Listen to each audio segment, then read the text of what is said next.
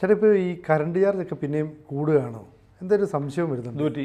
അതായത് വീട്ടിൽ സാധാരണ അടയ്ക്കുന്നതിനെക്കാട്ടിലും ഒരു 500 രൂപയാണ് ഇത്തവണ ബില്ല് കൂടി വന്നത്. ഇത്തവണ അങ്ങനെ ഈ മഴയൊക്കെ പെയ്തുകൊണ്ട് സാധാരണ ഇതിൽ കുറച്ച് കറണ്ട് ചാർജ് കുറഞ്ഞു വരുമോ നമ്മൾ പ്രതീക്ഷിച്ചത്? അതിൻ്റെ രഹസ്യം ഞാൻ പറഞ്ഞുതരാം. എൻ്റെ കയ്യിലൊരു ബില്ലുണ്ട്, നമ്മുടെ ഒരു സുഹൃത്തിൻ്റെയാണ്. അതിനകത്ത് annual ACD, annual cash deposit, ആ ബില്ലിൽ അദ്ദേഹത്തിൻ്റെ 825 രൂപ പിരിച്ചിട്ടുണ്ട്. അതുപോലെ സിനുവിന് ഒരു 500 രൂപ പിരിച്ചിട്ടുണ്ടാവും. അതായത് നമ്മൾ കണക്ഷൻ എടുക്കുമ്പോൾ നമ്മളൊരു തുക KCBക്ക് ഡെപ്പോസിറ്റ് കൊടുക്കുന്നുണ്ട്.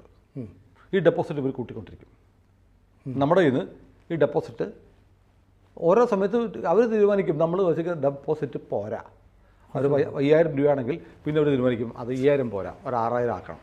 എന്നിട്ട് 1000 രൂപ അടുത്ത ബില്ലിൽ അടുത്ത വർഷം ആകുമ്പോഴത്തേക്ക് ആനുവൽ ഡെപ്പോസിറ്റ് കൂട്ടും.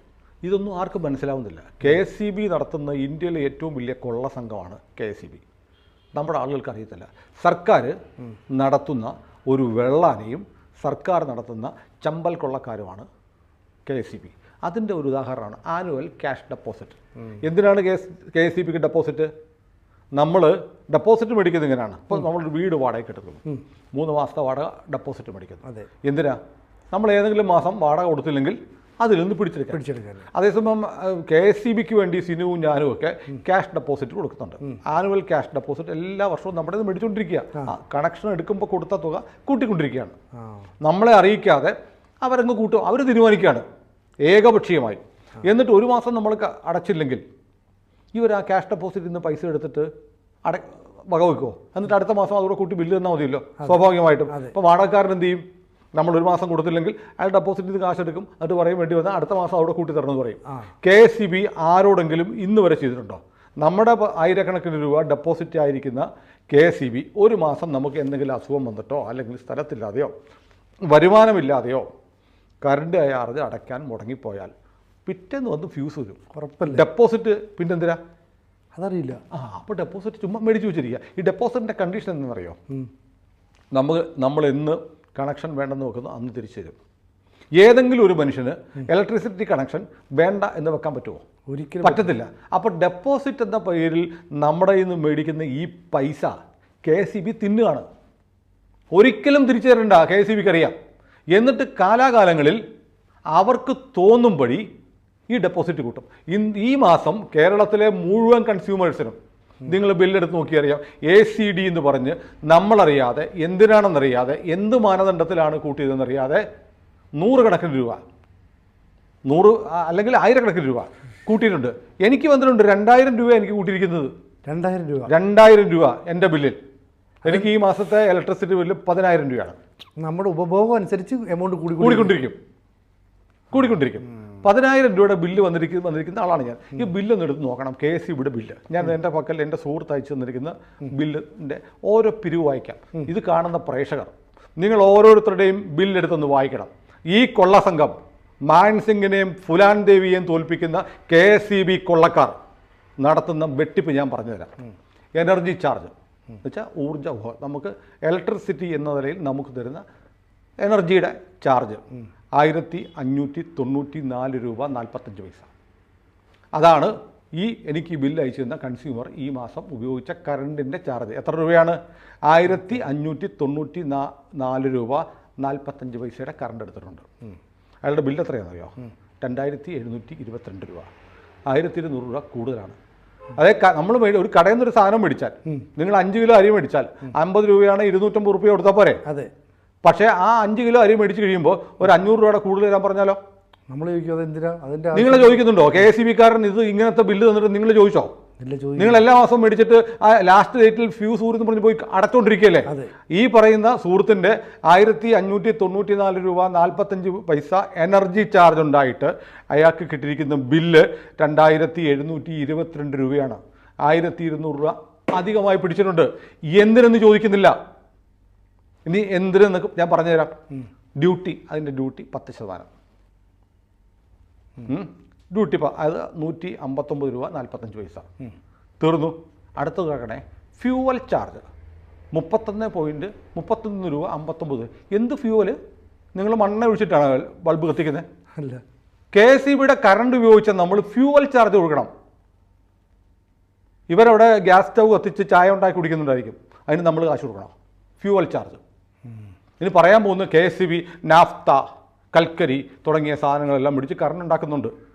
അതിന് നമ്മൾ അവിടെ കുട്ടികളുടെ നമ്മുടെ ബില്ല് തന്നിരിക്കുന്നത്, നമ്മൾ മേടിച്ച സാധനത്തിനുള്ള ബില്ല്. പിന്നെ അത് ഉണ്ടാക്കിയതിൻ്റെ കാശ് എന്താ? ഇത് നിങ്ങൾ ഒരു സാധനം ഉണ്ടാക്കും, ഒരു സാധനം വിൽക്കുമ്പോൾ അതിൻ്റെ ഉൽപ്പാദന ചെലവൂടെ ചേർത്തിട്ടില്ലേ?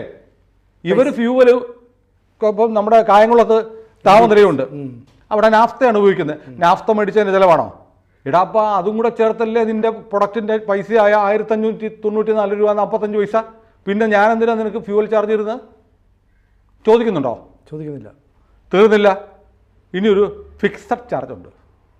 ചുമ്മാ എല്ലാ മാസവും ഒരു ഫിക്സഡ് ചാർജ് കൊടുക്കണം. അത്രയും 240 രൂപ. അത് നേരത്തെ പറഞ്ഞ ഇതാണോ? അല്ല, വേറെ. ഇത് വേറെ. നിങ്ങൾ എൻ്റെ മനുഷ്യ, ഒരു ദിവസമെങ്കിലും നിങ്ങളുടെ കൈ കിട്ടുന്ന ബില്ലെടുത്തൊന്ന് വായിക്ക്. നിങ്ങളെ ഇവന്മാരെ എങ്ങനെയാണ് നിങ്ങളുടെ കിഡ്നി വരെ അടിച്ചു മാറ്റും നിങ്ങൾക്ക് മനസ്സിലാവും. ഫിക്സഡ് ചാർജ് മാസം തോറും നമ്മൾ കറണ്ട് ചാർജിന് പുറമെ ഫിക്സഡ് ചാർജ് ആയിട്ട് കൊടുക്കണം. ഈ സുഹൃത്തിന് 240 രൂപ. നിങ്ങളുടെ ബില്ല് എത്രയാണെന്ന് വീട്ടിൽ പോയി എടുത്ത് നോക്കണം. എന്തിനു കൊടുക്കുന്ന ഫിക്സഡ് ചാർജ്? നമ്മളൊരു പ്രൊഡക്റ്റ് വാങ്ങുകയാണ്. ലോകത്തൊരു പ്രൊഡക്റ്റും ഒരു മനുഷ്യനും ഇങ്ങനെ വാങ്ങുന്നുണ്ടാവത്തില്ല. ഒരു സാധനത്തിന് എനർജിയുടെ, അയാൾ ഉപയോഗിക്കുന്ന എനർജിയുടെ കാശ് കൂടാതെ ഡ്യൂട്ടി പോട്ടെ, സമ്മതിച്ചു. ഫ്യൂവൽ ചാർജ് അറിയില്ല. പിന്നെ ഫിക്സഡ് ചാർജ് എന്തിന് ചോദിച്ചിട്ടുണ്ടോ നിങ്ങൾ? കേരളത്തിലെ 4 കോടി ജനങ്ങളുണ്ട്. ഏതാണ്ട് 90% വീടുകളിലും കറണ്ടുണ്ട്. നിങ്ങളെ കൊള്ളയടിക്കുകയാണ് ഇവന്മാരെന്ന് നിങ്ങൾ അറിയുന്നില്ല. എന്തിന് ഫിക്സഡ് ചാർജ്? തീർന്നില്ല. അടുത്ത കേൾക്കണം, മീറ്റർ റെൻറ്റ് 12 രൂപ. മീറ്ററേ, ഓർക്കുന്നുണ്ടോ ഈ മീറ്റർ ആരുടെയാന്ന്? മീറ്റർ നിങ്ങളുടെയാ. നിങ്ങൾ കണക്ഷൻ എടുക്കുമ്പോൾ മീറ്റർ വില കൊടുത്ത് മേടിക്കുകയാണ്. നമ്മൾ പൈസ കൊടുത്തിട്ടാണ് മേടിക്കുന്നത്. അതെ, നിങ്ങൾ വില കൊടുത്ത് മേടിച്ച മീറ്ററിന് റെൻറ്റ്, വാടക. നിങ്ങൾക്ക് സ്കൂട്ടർ ഉണ്ടോ? സ്കൂട്ടറിന് കാശ് കൊടുത്ത് മേടിച്ചല്ലേ? അത് നിങ്ങളോട് വാടക മേടിക്കുമായിരിക്കും. മോട്ടോർ വെഹിക്കിൾ ഡിപ്പാർട്ട്മെൻറ്റ് എല്ലാ മാസവും നിങ്ങളോട് പറയാം, നിങ്ങൾക്ക് സ്കൂട്ടർ ഉണ്ട്, നിങ്ങൾ രജിസ്ട്രേഷൻ എടുത്തിട്ടുണ്ട്, അതുകൊണ്ട് 250 രൂപ റെൻറ്റ് തരാമെന്ന് പറഞ്ഞാൽ നിങ്ങൾ എന്ത് പറയും? പോയി പണി നോക്കടാ പട്ടി എന്ന് പറയും അല്ലേ? അതെ അതെ. നിങ്ങൾ KSEB എന്താ പറയാത്തത്? അറിയില്ല. നമുക്കൊരു നിങ്ങൾ മേടിച്ച്, നിങ്ങൾ കണക്ഷൻ എടുക്കുമ്പോൾ നിങ്ങൾ കാശ് കൊടുത്ത് മേടിച്ചതാണ് സാർ നിങ്ങളുടെ മീറ്റർ. അതിന് KSEB വാടക പിരിക്കുന്നു നിങ്ങളുടെ സാധനത്തിന്. കണ്ടിട്ടുണ്ടോ നിങ്ങൾ ബില്ലിൽ? നോക്കിയിട്ടില്ല. ഇനി അടുത്തതാണ്, നിങ്ങൾ കാശ് കൊടുത്ത് മേടിച്ച് നിങ്ങൾ മാസം തോറും വാടക അടച്ചുകൊണ്ടിരിക്കുന്ന മീറ്ററിന് GST ഉണ്ട്. മീറ്റർ മേടിക്കുമ്പോൾ ഒരു GST ഉണ്ട്. അതെ. പിന്നെ എല്ലാ മാസവും നിങ്ങൾ സ്വന്തമായിട്ട് മേടിച്ചു കൊടുത്തിട്ട് ഇവന് വാടക കൊടുത്തുകൊണ്ടിരിക്കുന്ന വാടക കൊടുക്കേണ്ട കാര്യമില്ല. നിങ്ങളുടെ മുതൽ നിങ്ങൾ വാടക കൊടുക്കുകയാണ്.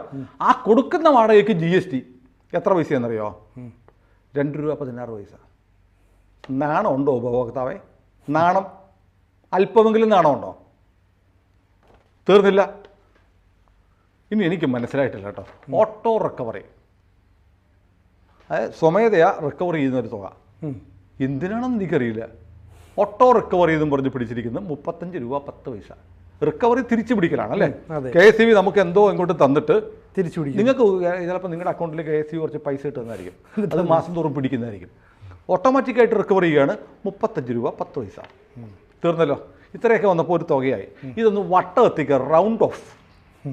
അറിയാമല്ലോ, ഒരു 30 രൂപ 95 പൈസയാണെങ്കിൽ 5 പൈസ കൂട്ടിയിട്ട് 40 രൂപ ആക്കുമെന്ന് പറഞ്ഞ പോലെ ഇതെല്ലാം റൗണ്ട് ഓഫ് ആയിട്ട് 25 പൈസ.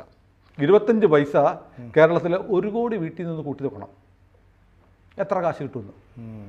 കൊള്ള, ഇത്രയും കൊള്ള കഴിഞ്ഞില്ലേ? അങ്ങനെ എത്രയായി? 1594 രൂപയുടെ കറണ്ട് ഉപയോഗിച്ച സഹോദരൻ 2075 രൂപ അടയ്ക്കണം. അതിൻ്റെ കൂടെ ആദ്യം പറഞ്ഞ SCD ആനുവൽ ക്യാഷ് ഡെപ്പോസിറ്റ് വർഷം തോറും നിങ്ങൾ ഡെപ്പോസിറ്റ് ആയിട്ട് കൊടുക്കണം. എല്ലാ വർഷവും കൊടുത്തുകൊണ്ടിരിക്കണം നിങ്ങൾ. അത് 825 രൂപ. തീർന്നില്ല. ചുമ്മാ കൊടുത്തു ഒരു തുകയുണ്ട്. അഡ്വാൻസ് 193 രൂപ. എന്തിന്? നിങ്ങൾ KSEBക്ക് അഡ്വാൻസ് ആയിട്ട് 193 രൂപയുടെ കൊടുത്തിട്ടുണ്ട്. എന്തിനാ? ആരുടെ അമ്മൂമ്മ കെട്ടിക്കാനാ? നിങ്ങൾ ബില്ല് വായിച്ചു. ഞാൻ പ്രേക്ഷകരായ ഉപഭോക്താക്കളായ പ്രേക്ഷകരോട് ചോദിക്കുക, നിങ്ങൾ അറിയുന്നുണ്ടോ നിങ്ങളെ ഇവർ കൊള്ളയടിക്കുന്നത്? അറിയില്ലെന്നേ. സാധാരണക്കാരായ ഒരു മനുഷ്യൻ ഈ ബില്ല് കിട്ടുമ്പോൾ ആകെ നോക്കുന്നത് ഇത് എന്നാണ് ബില്ല് അടയ്ക്കുന്നത്. ഇത് എന്തിനാണെന്ന് നോക്കുന്നില്ല. കേരളത്തിൽ ഒരു കൊള്ള, നമ്മുടെ ബണ്ടി ചോർ ഇപ്പോൾ വന്നിട്ടുണ്ടെന്ന് പറഞ്ഞു. ഏതൊരു ബാറിൽ ആലപ്പുഴ കള്ളു കുടിച്ചതിൻ്റെ വിഷ്വൽസ് വന്നിട്ടുണ്ട്. പക്ഷെ ബണ്ടി ചോറിൻ്റെ അപ്പനായിട്ട് വരും KSEB. ഇത് കൂട്ടു നിൽക്കുകയാണ് ഇവിടുത്തെ സർക്കാർ. എന്നിട്ട് ഇത് കൂടാതെ ഇവന്മാരെന്ത് ചെയ്യും? വർഷാവർഷം നമ്മുടെ കറണ്ട് ചാർജ് കൂട്ടുകയും ചെയ്യും. കറണ്ട് ചാർജ് കൂട്ടുമ്പോൾ ആനുപാതികമായി ഈ തുകയെല്ലാം കൂട്ടും. കേരളത്തിൽ നമുക്ക് വെളിച്ചം തരുന്നു എന്നതിൻ്റെ പേരിൽ നമ്മളെ ഇതുപോലെ കൊള്ളയടിക്കുന്ന ഒരു സ്ഥാപനം വേറെയില്ല.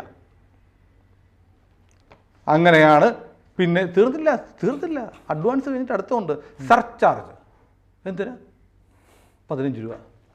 അങ്ങനെയാണ് സഹോദര എൻ്റെ ഈ സുഹൃത്ത് 1594 രൂപ 45 പൈസയുടെ കറണ്ട് ഉപയോഗിച്ചതിന് 2722 രൂപ, അതായത് 1200 രൂപ കൂടുതൽ അടയ്ക്കുന്നത്. തീർന്നില്ല, അടുത്ത ഞാൻ പറഞ്ഞുതരാം.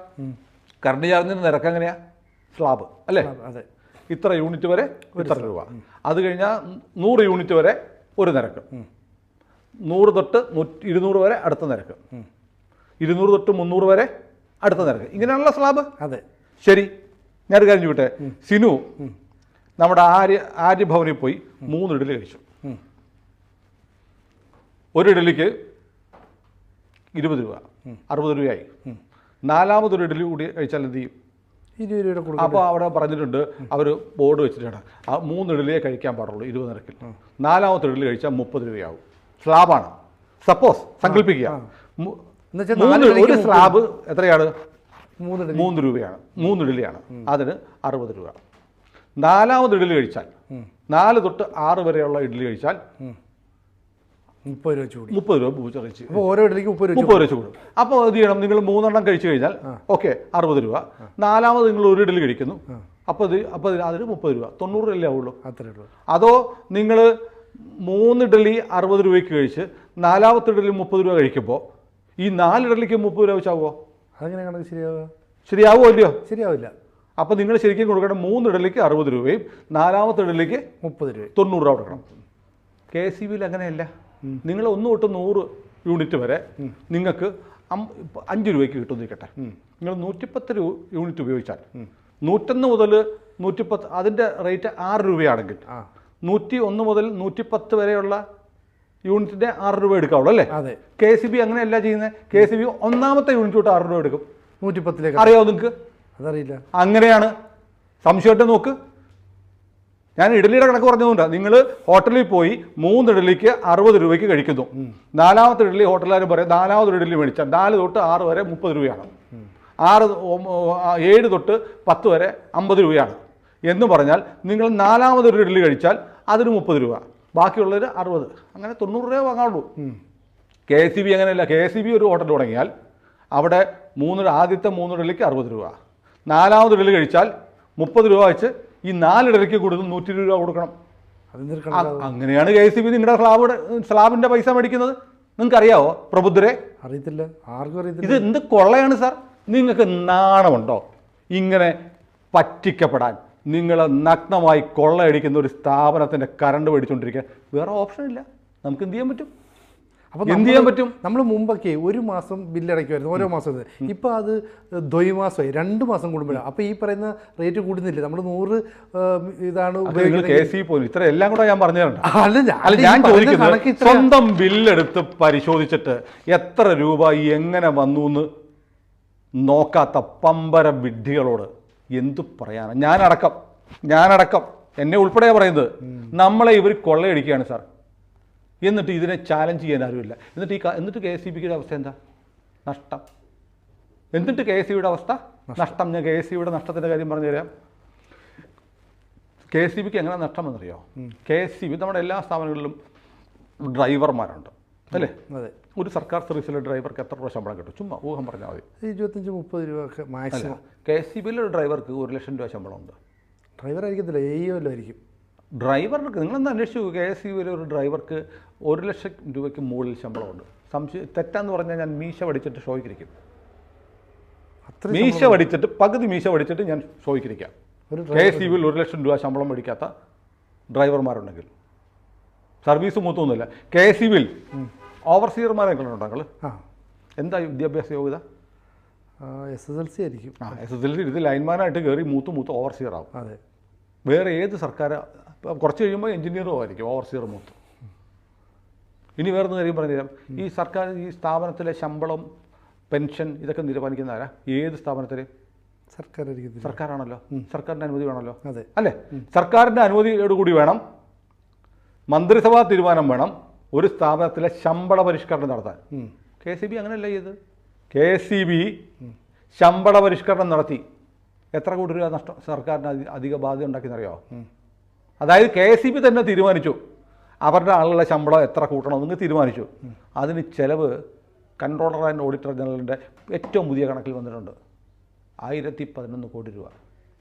1011 കോടിയാണ്. എന്നിട്ട് വിരമിച്ചവരുടെ പെൻഷനും പരിഷ്കരിച്ചു. എത്ര ചിലവാക്കിയതറിയോ? 306 കോടി രൂപ. KCBയുടെ മുതലാളിമാർ, ചെയർമാൻ ഉൾപ്പെടെയുള്ള KCB ജീവനക്കാരെല്ലാം കൂടെ ഇരുന്നിട്ട്, ജീവനക്കാർ നിവേദനം കൊടുത്തു, KCBയുടെ MDയും ചെയർമാനും കൂടെ ഇരുന്നിട്ട് ഇതങ്ങ് പാസ്സാക്കി നടപ്പാക്കി. സർക്കാരിൻ്റെ ധനകാര്യ വകുപ്പിൻ്റെ ഒന്നും അനുമതിയില്ലാതെ അതങ്ങനെ കൊടുത്തുകൊണ്ടിരുന്നു. KCBയുടെ കാശ് ഇന്ന് കൊടുത്തുകൊണ്ടിരിക്കുക. ഏത് കാശ്? നമ്മളെ കൊള്ളയടിച്ചെടുക്കുന്ന കാശ് ഇവന്മാർ തിന്നുകൊണ്ടിരിക്കുക നിയമവിരുദ്ധമായി. എന്നിട്ട് കുറേ കാലം ഇങ്ങനെ നടന്ന സംഭവമാണ്, ഇല്ലെങ്കിൽ ചാലഞ്ച് ചെയ്യട്ടെ. എന്നിട്ട് എന്ത് ചെയ്യുന്നറിയോ? കുറേ കാലം 6-7 മാസം, 1 വർഷത്തോളം ഇങ്ങനെ ശമ്പള പരിഷ്കരണം ആരും അറിയുന്നില്ല. KCBയുടെ ആളുകൾക്ക് അവർ തന്നെ ശമ്പളം കൂട്ടി, അവർ തന്നെ പെൻഷനും കൂട്ടി ഇങ്ങനെ കൊടുത്തുകൊണ്ടിരിക്കുക. എന്നിട്ട് ഇതൊരു ഫയലാക്കി മന്ത്രിയുടെ അടുത്തെത്തിച്ചു. ഇതൊന്ന് ഒപ്പിടണം. ഇതെന്താ? ശമ്പള പരിഷ്കരണം എപ്പോൾ നടപ്പാക്കി? അത് നേരത്തെ അങ്ങ് തീരുമാനിച്ചു പോയതാണ്. പോട്ടെ, ഇപ്പോൾ 1 വർഷത്തോളമായി, ഒന്ന് ഒപ്പിട് എന്നൊന്ന് ഒപ്പിട്ട് കൊടുത്തു. ഇതെല്ലാം നടപ്പാക്കി 5 മാസം കഴിഞ്ഞ് കൊടുക്കുന്ന മന്ത്രിയുടെ. അതാണ് മുൻകാല പ്രാബല്യത്തോടെ മന്ത്രി ഒപ്പിട്ട് കൊടുത്ത് മന്ത്രിസഭ അംഗീകരിച്ചു. എവിടെ നടക്കും? ഈ വെള്ളാനക്കകത്ത്.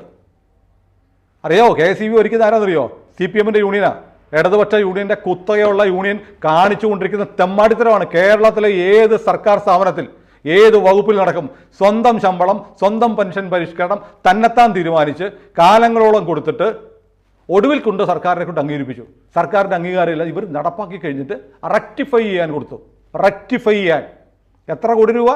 1011 കോടി രൂപ ശമ്പള പരിഷ്കരണത്തിനും 306 കോടി രൂപ പെൻഷൻ പരിഷ്കരണത്തിനും. എവിടുന്നാ കാശ്? ജനങ്ങളെ കൊള്ളയടിക്കുന്ന കാശ്. വെറുതെ പറയുന്നതല്ല, കൊള്ള. ഈ ബില്ല് വെച്ച് പറയുകയാണ് കൊള്ള. ഇതാണ് KCB ചെയ്തത്. ഇതിനെ ചലഞ്ച് ചെയ്തുകൊണ്ട് ഈ നാട്ടിൽ ആത്മാഭിമാനമുള്ള ഒരു പൗരൻ, ഒരു ഉപഭോക്താവ് ഒരു കേസ് കൊടുക്കുമോ ഹൈക്കോടതിയിൽ ഈ കൊള്ളക്കെതിരെ? നിങ്ങളിപ്പോൾ വഴി നിൽക്കുന്ന മീൻ കച്ചവടക്കാരൻ ഒരു മീനിൻ്റെ വില 25 രൂപ പറഞ്ഞാൽ 25 തരത്തില്ല, 20 തരാമെന്ന് പറയും അല്ലേ? നിങ്ങൾ വണ്ടിയെ പോകുമ്പോൾ വഴിയിൽ പാവപ്പെട്ട പിള്ളേർ എന്തെങ്കിലും വിൽക്കാൻ തരും, കൊണ്ടുവരും. ജീവിക്കാൻ മാർഗം, പഠിക്കാൻ വേണ്ടി നിവൃത്തിയില്ലാത്ത കുട്ടികൾ ഒരു സാധനം തന്നിട്ട് വിൽക്കാൻ വന്നു കഴിഞ്ഞാൽ എത്ര വില? 50 20 രൂപയാണെങ്കിൽ മേടിക്കും. അതായത് സംഘടിത ശേഷിയില്ലാത്തവൻ്റെ അടുത്ത് നിങ്ങൾ വില വേശും. നിങ്ങൾ ഭീമ ജ്വല്ലറി പോയാൽ, അല്ലെ ആലപ്പാട്ടിൽ പോയാൽ സ്വർണ്ണത്തിന് വില വേശുമോ? ഇല്ല. ഇവിടുത്തെ ഏറ്റവും വലിയ ജ്വല്ലറിയിൽ ശീമാട്ടി പോയാൽ, അയ്യപ്പാസി പോയാൽ നിങ്ങൾ സാരിക്ക് വില വെച്ചുവോ? തെരുവോരത്ത് പാവപ്പെട്ടവൻ ഒരു നേരത്തെ ആഹാരത്തിന് വേണ്ടി വിൽക്കുന്നതിന് വില പേശി അവൻ പറഞ്ഞതിന് പകുതി കാശ് കൊടുക്കുന്ന ആളുകളാണ് നമ്മൾ മലയാളികൾ അല്ലേ? അതെ. ഈ KCB നടത്തുന്ന ഈ തെമ്മാടിത്തരം, ഈ പകൽക്കൊള്ള ഒരൊറ്റ മലയാളി ഇന്ന് വരെ ചോദ്യം ചെയ്തിട്ടില്ല. ബില്ല് പോലും വായിച്ചു നോക്കൂല. കൊള്ളയടിക്കാൻ വേണ്ടിയിട്ട് ബാക്കി നിൽക്കുകയാണ് നമ്മുടെ ജീവിതം. കൂടുതൽ വാർത്തകളും വിശേഷങ്ങളും നിങ്ങളിലേക്ക് എത്താൻ ABC മലയാളം സബ്സ്ക്രൈബ് ചെയ്യുക, ബെൽ ബട്ടണും അമർത്തുക.